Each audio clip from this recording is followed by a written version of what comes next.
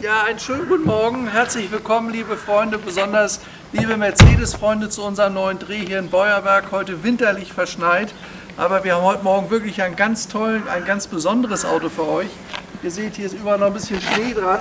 Deswegen haben wir heute auch gar keine richtige Probefahrt machen können, ob des starken Winterwetters. Aber wir haben hier ein Auto bekommen, was wirklich erwähnenswert ist. Und zwar, das ist der klassische Strich-8er.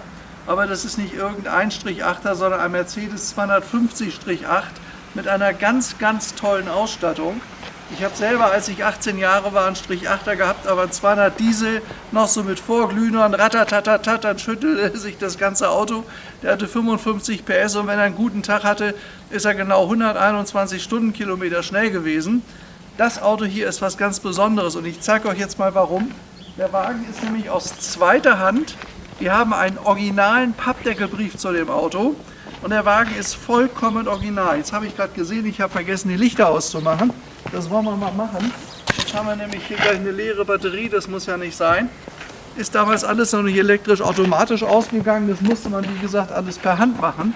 Aber das Auto hier kommt bei uns sogar fast aus dem Landkreis, der ist aus dem Berchtesgadener Land. Der hat die Autonummer BGL gehabt, wir haben einen deutschen Pappdeckelbrief. Und gebaut wurde der Wagen 1971. Das heißt, er feiert jetzt seinen 50-jährigen Geburtstag.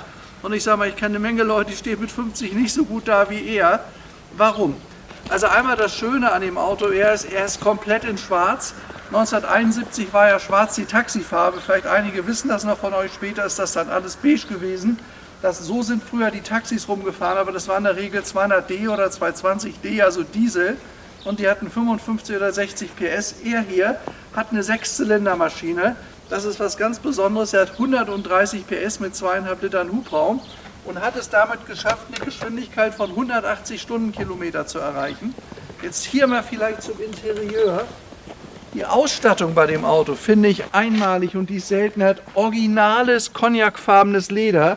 Das ist noch wie am ersten Tag, da ist nichts dran gemacht, ob das die Türverkleidungen sind, ob das die wunderschönen originalen Fußmatten sind, Teppichböden sind in der Originalschlinge. Interessant bei dem Auto, was das Fahren angeht, er hat eine 4-Gang-Mittelschaltung. Damals gab es ja noch diese Schaltung hier, Lenkradschaltung oder eine Automatik. Automatik zu der Zeit, die waren teilweise ein bisschen ruckelig. Mit Schaltung kann man den Wagen richtig sportiv fahren. Und was man vielleicht auch noch so als Ausstattungsmerkmal, ich setze mich jetzt mal rein, dann können wir euch das ein bisschen besser zeigen. Er hat nämlich auch eine ganz tolle Holzausstattung. Ich gehe mal kurz drum herum. Also zu den Besonderheiten dieses Autos, er hat ganz seltenes Originalleder, was es im Strich-8er so gut wie gar nicht gibt. Das hat man bei den späteren Coupés, bei den 111ern ja gehabt, weil das ja Luxusgefährte waren. Bei einem 250-8 ist das absolut selten. Hier die Mittelschaltung, vorne links rückwärts, sonst 1, 2, 3. Er hat das Becker Europa gehabt und er hat dieses tolle, originale Zebrano-Holz. Das war ganz selten bei dem Auto. Der etwas kleinere Bruder war ja dann der 230-6. Der hatte hier Plastik, er hat es hier in Holz. Das ist wirklich eine Besonderheit.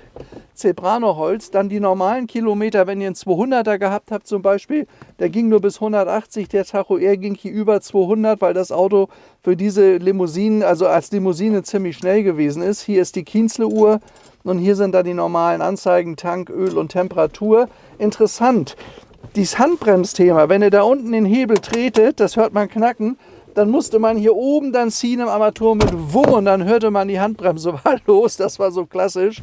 Er hier hat Servolenkung, haben damals nicht alle gehabt. Das Auto war dann relativ schwer zu bewegen, wenn er keine Servo hatte. Und was noch interessant ist, er hat hier vorne in der Mittelkonsole ein elektrisches Schiebedach.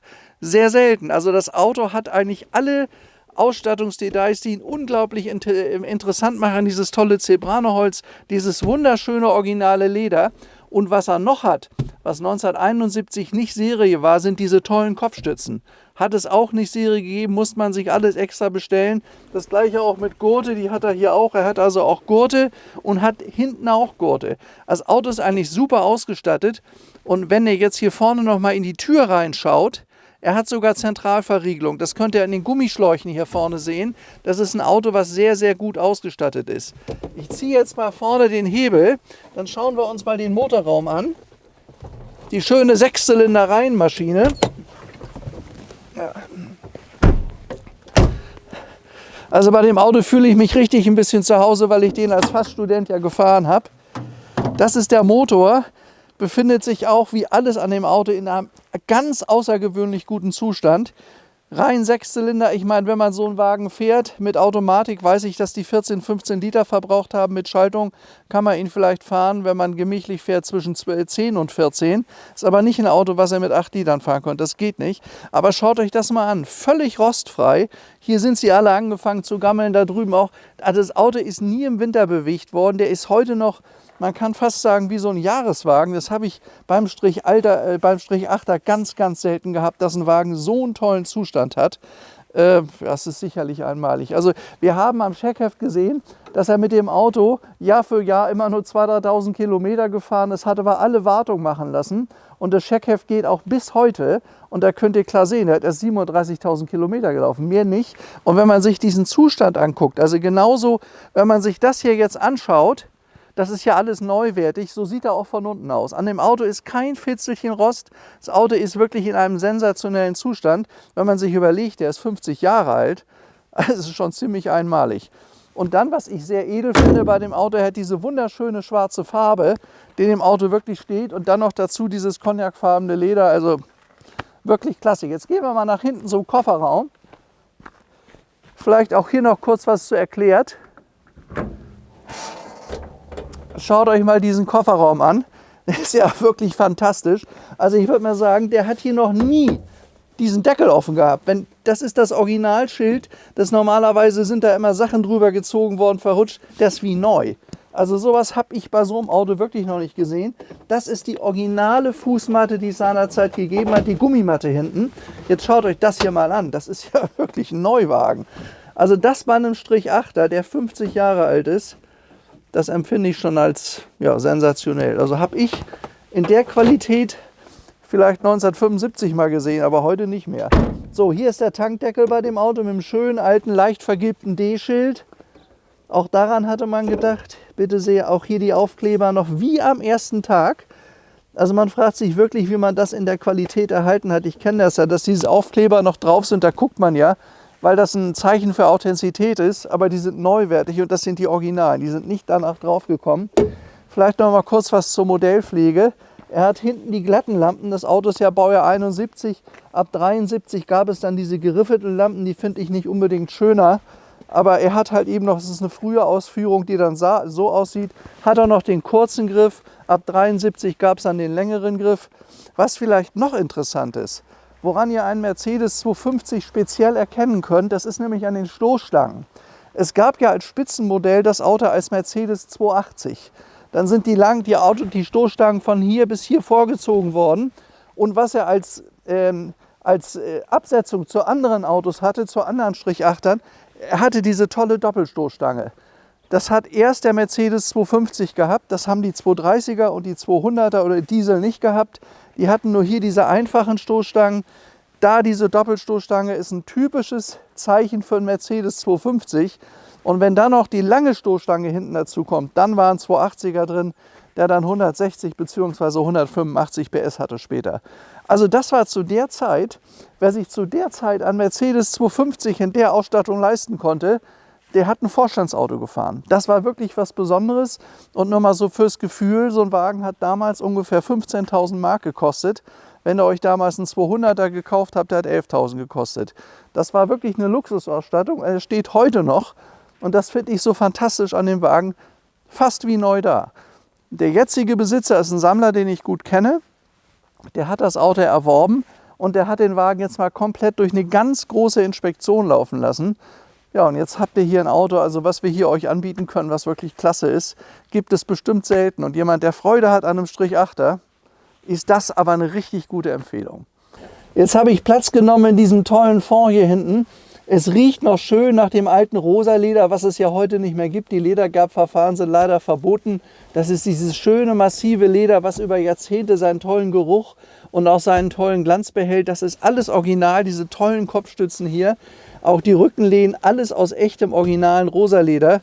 Teppichboden sieht aus, als ob da wirklich noch nie jemand drauf seine Füße gestellt hat. Da bin ich wahrscheinlich der Erste hier hinten. Und dieses Leder ist wirklich neuwertig.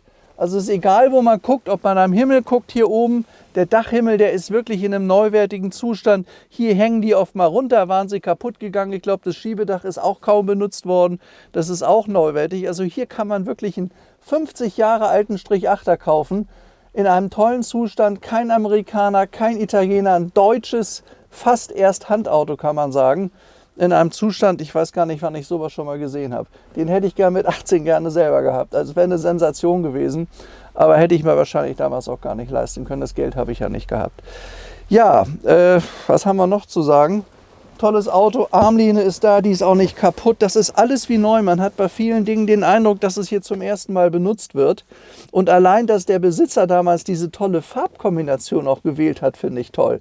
Weil dieses Cognacfarbene hier und außen das richtige Schwarz, das ist eine sehr seltene Farbkombination. Im 250er, ich weiß nicht, wie viele Autos da überhaupt bestellt wurden. Ich glaube, sehr, sehr wenige. Ich drücke jetzt mal den Hebel für das elektrische Schiebedach und es funktioniert wunderbar, auch neuwertig. Da ist nicht ein Rostansatz irgendwo. Also ist alles wirklich in einem super Zustand. Riesiges Schiebedach. Also heute sind die ja viel, viel kleiner, diese Schiebedächer. Fantastisch. So, ich mache es mal wieder zu, weil gegen Kälte hilft das auch nicht. Da muss man einfach schließen. Ja, funktioniert alles. Herrliche alte Mercedes-Hupe geht auch. Also an dem Auto funktioniert alles neuwertig. Guck mal hier, elektrische Antenne geht auch. Frisch geölt, der Wagen war ja in der großen Inspektion. Das hat er sogar. Musik funktioniert wunderbar und die Antenne geht wieder runter. Also an dem Wagen geht alles. Hier sind übrigens die Bedienungshebelchen für die Heizung. Da oben kalt, hier ist die Lüftung. Funktioniert auch. Hier haben wir jetzt auf warm gestellt. Linke Seite, rechte Seite, hier ist auf und zu und hier oben ist der Lautsprecher gewesen. Der Lautsprecher war hier übrigens beim 250er auch etwas edler gestaltet als bei dem normalen 200er. Der war so durchgezogen aus Plastik, der war aufgeteilt. Er hat so kleine Details, woran man erkennt, dass das Auto ein bisschen was Feineres ist. So, was ich euch jetzt noch kurz zeigen kann, das ist hier der originale deutsche Pappdeckelbrief. Da gibt es einen einzigen Eintrag vom Landratsamt Berchtesgaden. Kennt ihr ja, Berchtesgaden, das ist hier bei uns um die Ecke. Dann ist hier das Wartungsheft, was fast vollständig ausgefüllt wurde, wo man immer sehen kann, dass er nur sehr, sehr wenig Kilometer gelaufen hat, also vom Modell 200 bis 250 SE. 1971 gab es den 280er ja so noch nicht. Und das ist hier die Bedienungsanleitung, die ist eigentlich von, was das ganze Auto angeht, im schlechtesten Zustand. Wahrscheinlich, weil der ab und zu mal vor in der Sonne gelegen hat, vermute ich, keine Ahnung. Also wenn man damit wirklich fahren will, auch in der heutigen Zeit, ist der optimal konfiguriert. Der geht nämlich damit richtig. Der hat immerhin 130 PS, fuhr 180. Das ist ein schönes Reiseauto. Und der hat ja damals, das habe ich euch gerade gezeigt, einen riesigen Kofferraum. Also das Auto könnt ihr wirklich nutzen. Auch heute als Geschäftswagen kann man sowas steuerlich absetzen. Den muss man nur wirklich pflegen, weil der ist in einem Zustand, der ist so gut. Wäre schade, wenn das der Gesellschaft verloren ginge oder den ganzen Freaks, weil das ist wirklich ein Auto für die Mercedes-Freaks. Sowas haben wir ganz, ganz selten hier. Und deswegen haben wir auch diesen Bericht gemacht und deswegen habe ich mir auch dieses Auto hier rangeholt, weil ich dachte, das ist, eigentlich machen wir Strich-8er nicht unbedingt, weil wir manchmal auch Platzprobleme haben, aber der war so toll, den wollte ich hier haben. Ja, wenn ihr jetzt noch weitere Fragen habt, ihr könnt mich gerne besuchen, ihr wisst ja, wo wir sind, hier in Beuerberg in Oberbayern. Ich wünsche euch weiterhin alles Gute. Unser nächster Dreh, der ist schon wieder in Vorbereitung. Wir versuchen im Moment 3 Filme die Woche zu machen. Mal sehen, ob uns das gelingt. Hat ja auch ein bisschen was mit dem Wetter zu tun. Ich wünsche euch alles Gute, hat mir wieder Spaß gemacht. Bis zu meinem nächsten Dreh. Euer Stefan Luftschütz. Ciao.